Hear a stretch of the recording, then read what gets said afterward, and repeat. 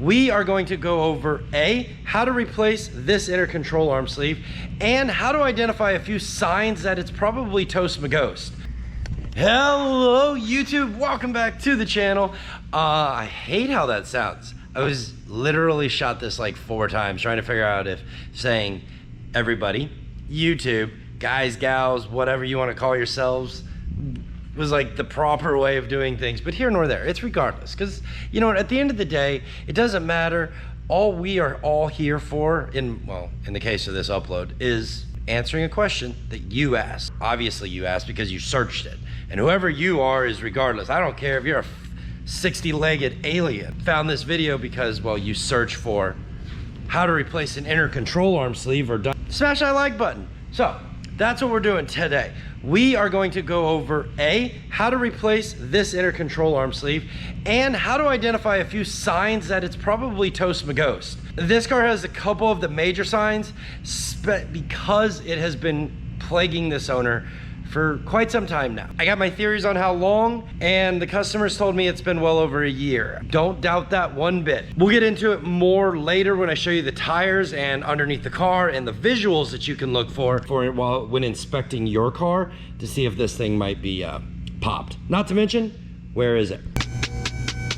But here we are, back under the hot box of a car. So here are the control arm bushing sleeves. There are the inner sleeves. They go on your lower control arm, which is right here. This is your ball joint. This one right here is, this is your lower control arm front bushing. This one's actually pressed into the control arm, so that one's a little bit more difficult to change. And then you have your rear ones. Well, your rear ones are bolted to the subframe, 2 bolts here, 1 bolt there, it goes into the frame rail. And then you got this weird little like pin looking thing. Now that pin is actually like quite literally a pin that comes off the back of the control arm. How do we visually know that we can confirm what we think, we thought, we knew about what might be causing our problem? Well, first thing you need to do is get a pry bar. Well, pry bar, prying tool, something along those lines. And let me show you what's going on actually. You can kind of see it right there. There's a split in the boot. All right, let's see if we can make it worse so you guys can see it better. I have a big pry bar I got here. You can kind of see it better there. There's a really clean little bit right there on the inside, and that's what made me notice to look at this a little bit closer. And I noticed, yeah, it's split all the way up, just like that side. This side's doing the same thing. You can see it in the bushing. You can see it right there. This is all split off of it around the outside. This inner portion of the bushing, it's all dry rotted in here. And this is common. This is not an uncommon thing. Why is this also gonna save you thousands of dollars by doing this yourself? Well, that's because tires. Now, the front ones aren't as bad as the back ones, but that's not me shaking the camera. You see it? That is the actual wave in the tire. Right there, you can see it. All right, let's hook up some air conditioning real quick. It's a little hot out there. And let's talk about this thing and why that fails and why the tires ended up getting cupped so bad on the front end. Well, first off, your control arm bushing here, when you look back at it in the car, it controls a lot of the toe on the front end of your car. And when this is able to move left or right, like so, ripping this bushing, it's not keeping your alignment straight on the car. Having both sides messed up like this is even worse, because now you're affecting both sides of the car at the same time. You could get some really weird vibrations from these being broken.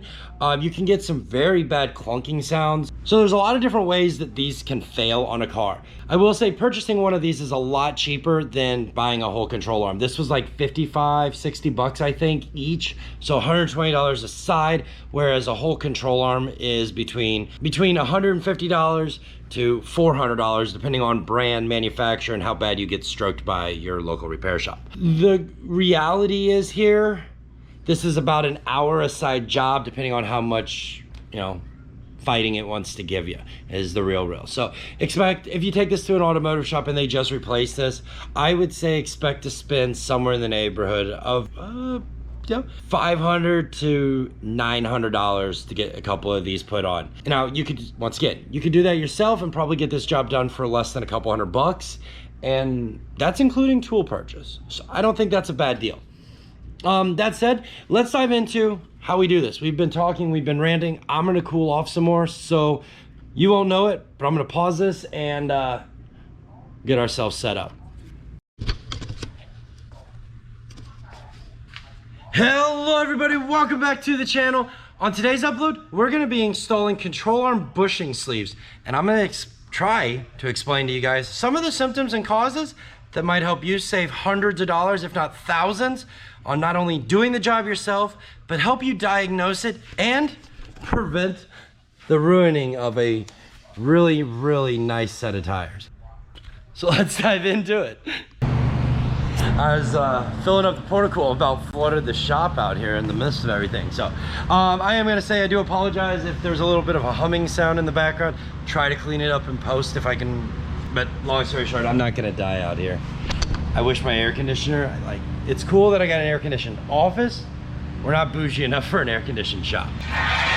Anyway, let's get this control arm off. This is, I believe, an 18 and a couple 15s, maybe a 16. I'm just gonna throw a T-post stand underneath this control arm. Now, I'm gonna tell you the control arm is not gonna move a whole bunch here, but it could move some. Typically, if you're doing this on the ground, you're gonna have floor jacks underneath of it. In my case, obviously, we have a lift, so floor jacks are a little bit catch-22. You could use them, but it would be like, this is like a giant floor jack, or jack stand, essentially. Going back to what I was saying, you could end up taking your floor jack, putting your floor jack underneath this wheel, and that would give you enough support to put it back up in place. It is gonna come down some, but we're gonna control the drop. Oh, wrong way. Let's get these two inner bolts out of here, Cheryl.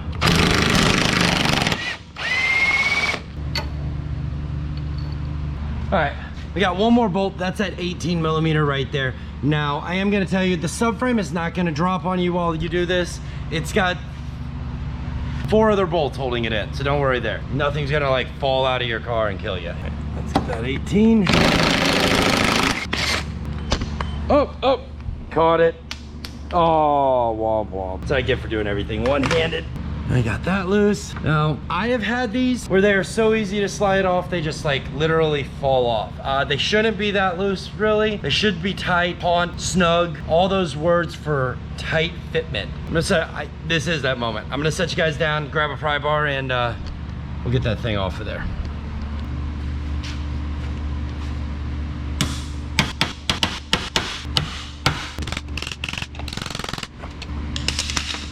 So what's happening right now is I'm actually getting stopped by the frame rail right there on the edge. So what we're gonna do is we're gonna pull this control arm down some. I'm just gonna shove another pry bar in there, something like that, just to give us a little dip. Just enough to give us a little dip and some, you know, tap-a-rooney room.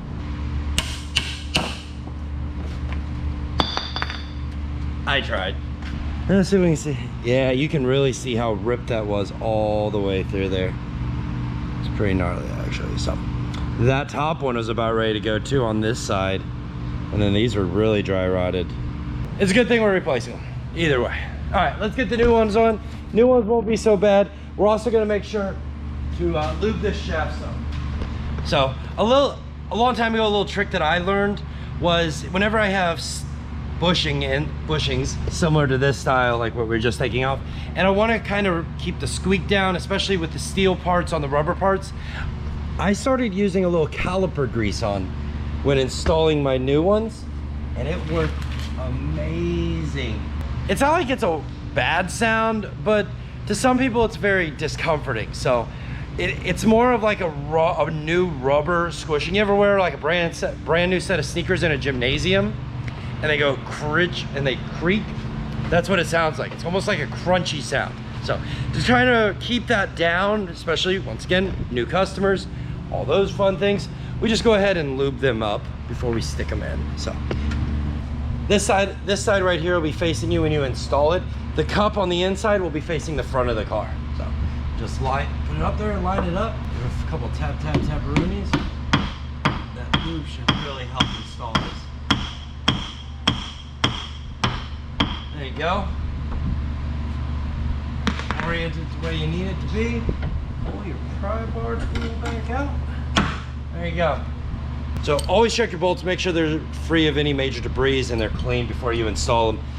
Last thing you want to do is install dirty bolts into clean holes, and then you cross thread and then you got another problem. Just not cool. And especially with these two bolts going into an aluminum housing and they're steel, it wouldn't be that big a deal to go ahead and throw some anti-seize on them while we're at it. Steel and aluminum, non-ferrous and ferrous metals, if you've been around the block a time or two, they just don't work well together. Got our anti-seize.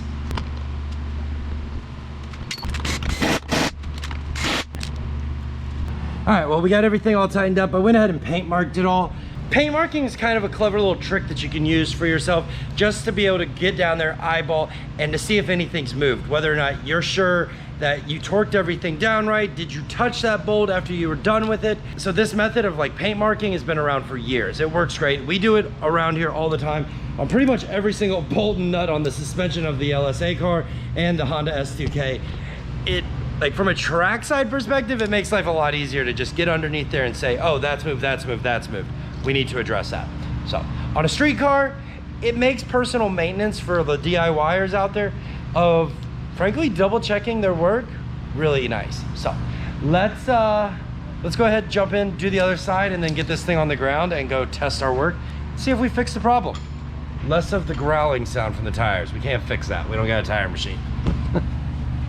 Well, I guess I lied to you guys completely about the whole T-post stand and floor jack thing. So sorry that I wasted your time, energy, and precious brain power in processing that bit that I probably have omitted because I realized I don't need to tell you about it. All right, well, roll the windows back up here again. So we find ourselves back inside the CC now that we've got the control arm bushing sleeves in. And the first thing that I instantly noticed is we don't have any more of that left to right pop. That's all gone. Now, there is still a little bit of creaking in the floor pan if I put it into gear here and give it a couple start and stops. There is still a slight creaking. Now, this could be related to a handful of other bushings that are in the system. Could be steering rack, could be upper strut tower mounts, could be subframe mounts, could be the dog bone actually starting to be worn out. The car does have 123,000 miles on it. So we're gonna dig into that a little bit more and see if maybe we can figure out what's going on there or what bushing is also on its last leg out. But for this video, I think for this video, this is where we're gonna call it quits. If you guys found value in this and it helped you replace your control arm sleeves, please consider subscribing to the channel, smash that like button, let me know in the comment section what part was the hardest part, and any recommendations on things that you guys would like to see have serviced in the near future. Sometimes I just bypass not making a video because I don't think there's a high demand for it. And then sometimes I'm wrong. So let me know in the comment section what you want to see, and I'll do my very best to find a customer that needs it done. So thanks for watching, thanks for subscribing. See you guys in the next one. Peace. I'm Audi.